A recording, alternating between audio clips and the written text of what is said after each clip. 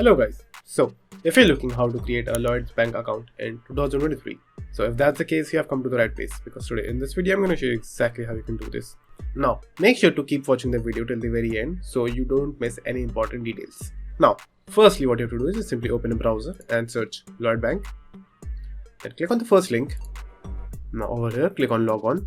Now if you have an account, you can just simply choose whichever account you want to log in, then choose personal or business and log into that. But for this video I'm going to show you how you can register. So you can click on register over here or scroll down and you can click on register over here. So click on it. Now over here you have to fill few details regarding your bank account. So firstly enter your title, then enter your full name and last name, then enter your date of birth. Then if you're living in UK, enter your postcode, and if you're not living in UK, check this box over here. Now choose which type of account you want, click on the drop box and choose credit card, loan, or choose whichever type of account you want.